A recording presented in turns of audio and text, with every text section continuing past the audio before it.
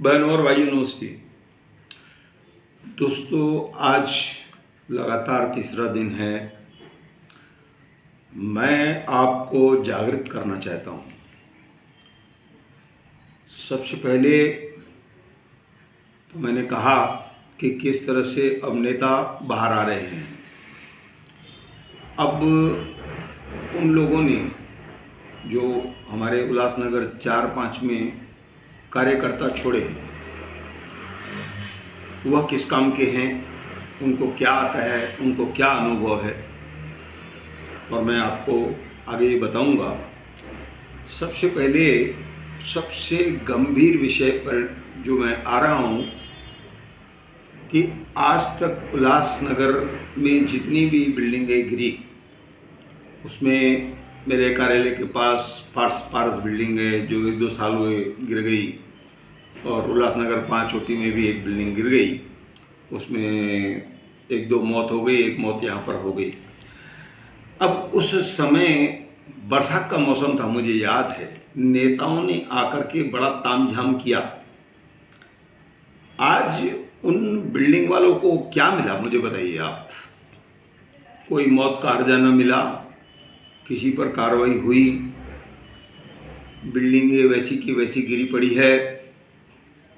दूसरी बात मैं इसमें ये जोड़ता हूँ कि हमारे पास जो नेता आते हैं ना, हमसे बड़ी बड़ी बातें करते हैं, हम जो भी बोलेंगे वो बोलेगा हाँ हो जाएगा, लेकिन वो जब दूसरी बार आएगा ना, तब तक उसको याद भी नहीं रहेगा कि मैंने इनसे क्या कहा था। तो दोस्तों, ऐसे बहुत सारे लोग हैं जो जन्मदिन मनाते हैं, धर्मस्थलों पर नाचते हैं। उनसे पूछो कि आपके नेताओं ने यहाँ आकर के उन बिल्डिंग वालों के लिए क्या किया, उनको एक दिन का भोजन दिया।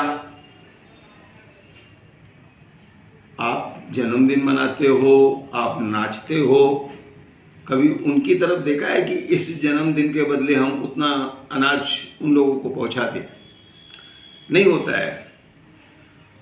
उसके बाद अब मैं ये कहूँगा कि जैसे ही महानगर पालिका के चुनाव होते हैं तो बहुत सारे युवा निकल आते हैं। तो उनको अनुभव क्या है, उनके बात करने का तरीका क्या है, क्या वह एक पत्र बना करके महानगर पालिका को दे सकते हैं, या अब वो सेवा क्यों नहीं कर रहे? वो बोलते सीट मिलेगी तो हम बाद में सेवा करेंगे, ठीक है। अब उसके बाद बहुत सारे अमीर लोग हैं। मैंने कभी उनसे पूछा कि भाई चुनाव, आप क्यों चुनाव लड़ना चाहते भाई? तो बोले खुद की सिक्योरिटी के लिए, कि मैं सेफ रहूं। बोले कुछ लोग मुझे तंग करते हैं, मैं चुनाव लड़ूंगा, जीतूंगा तो मैं सेफ हो जाऊंगा। भाई आपको धन्यवाद, आप काम नहीं करेंगे, सीधी सीधी बात है। तो अपने फायदे के लिए ये लोग चुनाव में उतरते हैं कि किस तरह से जो पुराने हमारे नगर सेवक हैं, किस तरह से वो लोग करोड़पति हो गए, हम भी हो जाएंगे। आप लोगों का कुछ नहीं होगा, क्योंकि मैंने कल भी बताया कि आप लोग उनसे पैसे मांगते हैं और उसके बदले में वो बाद में काम नहीं करते होते, कहते हैं चुनाव में हमको पैसा देना पड़ेगा।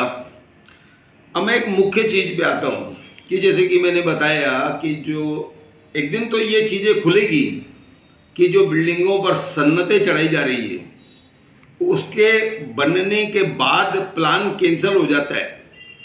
जैसे हमारे एक मित्र कहूँगा है लाल चक्की पर जो 13 माला के स्लेब डाल चुका है, उसका प्लान कैंसिल हो गया, भाटिया पे प्लान कैंसिल हो गया।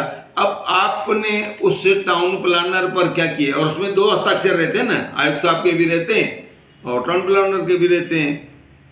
तो आपने टाउन प्लानर पर क्या कार्रवाई की? या इतने सारे नेता हैं कि उन लोगों ने क्या कहा आयुक्त साहब से? क्यों उसके लिए धरना मोर्चा क्यों नहीं होता है कि आखिर जो ये व्यक्ति 13 माले के स्लेब डालता है, कितने करोड़ रुपए की पूंजी वो लगाएगा, कहाँ से उसने पैसे लाए? आपने तो मजाक कर दी, उसका प्लान कैंसिल कर दिया। आपने पास कैसे किया?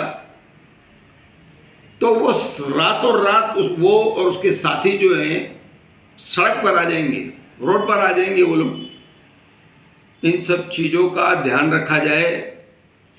और मैं ये कहूँगा कि आप जागृत रहें। पहले पहले विधानसभा का चुनाव होगा, बाद में महानगर पालिका का चुनाव होगा।